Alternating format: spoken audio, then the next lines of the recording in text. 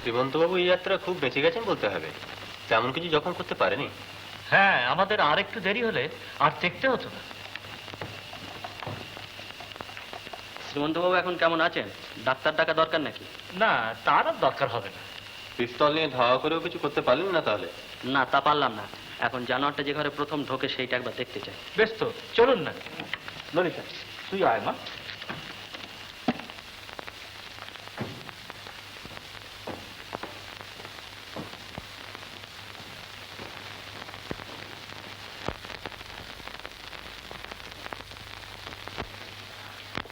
এরকম সাংঘাতিক ব্যাপার দেখেছেন মশাই? এরকম শক্ত লোহার গরাদেগুলো অনায়াসে বেঁকিয়ে দিয়েছে। এক গরিলা ছাড়া এরকম জোর আর কোনো প্রাণীর আছে বলে জানি না। আমার সেদিনের গল্প বানিয়ে বলেছিলাম কিনা আশা করি এখন বুঝতে পারছেন। দেখুন না, গরাদের গায়ে এখনো লোমগুলো লেগে রয়েছে। হ্যাঁ, ওগুলো আমার দরকার।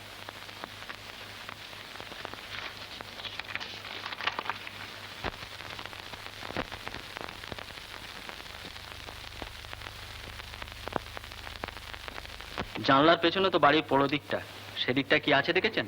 এই তো সবে এসেছি, দেখবার সময় কোথায় পেলাম বলুন? না, আমি আমার ছোট বোনের সঙ্গে দুপুরে ওদিকে একবার গিয়েছিলাম। ভিকিরি গোছের অদ্ভুত একটা লোক কিন্তু ওখানে দেখেছি। ভিকিরি গাছের অদ্ভুত লোক? হ্যাঁ, ছেঁড়া কোট প্যান্ট পরা, আবার ইংরেজিতে কথা বলে। ও, কিন্তু এখন আমরা কি করবো বলুন তো? এরকম বাড়িতে একদণ্ড থাকতে তো সাহস হয় না, অথচ যাবই বা কোথায়? যাবার জায়গায় যতদিন না পান ততদিন এখানেই থাকুন। তবে আপনাদের ভয়ের বিশেষ কিছু কারণ নেই। এখন থেকে আমার লোকজনেরা সারাক্ষণ এ বাড়ি পাহারা দেবে।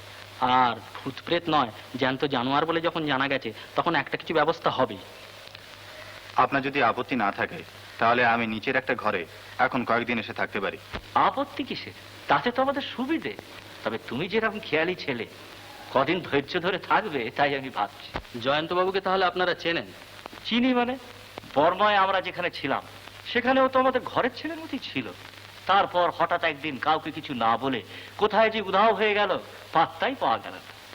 আমাদের অবশ্য তারপর বর্মা থেকে চলে আসতে হলো। আপনারা তাহলে আগে এদেশে থাকতেন না? থাকতাম না বলেই তো এই বিপদ। দেশের সঙ্গে কোনো সম্পর্ক নেই বলেই এখানকার কিছুই জানি না। নইলে এমন একটা সর্বনেশে ভুতুড়ে বাড়ি না জেনে শুনে নিয়ে বসি। বাড়ি পাওয়া যা সমস্যা, তাতে কি উপায় যে হবে তাই ভাবছি। ব্যস্ত হবেন না, উপায় যা হোক একটা কিছু হবে। এই যে শ্রীমন্ত বাবু, আপনি তাহলে একটু সুস্থ হয়েছেন? হ্যাঁ, শারীরিক খানিকটা হয়েছি, কিন্তু মাথাটা মশাই একেবারে গুলিয়ে গেছে। এমন একটা আজগুবি ব্যাপার যে সম্ভব ভাবতেই পারিনি। জয়ন্তবাবুর কথা তখন অবিশ্বাস করেছিলাম বলেই বোধ হয় এই শিক্ষাটা পেতে হলো। শিক্ষা আপনি নিজের দোষই পেয়েছেন। কি দরকার ছিল আপনার বাহাদুরি দেখাতে একলা ওখানে যাবার? বাহাদুরি? আপনি কিছু মনে করবেন না, সাহস আর বাহাদুরির তফাৎ অনেকের ঠিক জানা নেই। শুনলেন মা বাবু, আপনার এখানে অভ্যর্থনাটা কিরকম হবে এখনই তার নমুনা পাচ্ছি।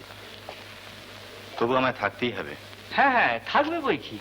আমার ললিতা মাকে তো জানো, কখন কি মেজাজে থাকে হদিশই পাওয়া যায় না। আর তোমাদের ঝগড়া তো নতুন নয়। তুমি কাল সকালেই এখানে চলে আসবে, বুঝলে?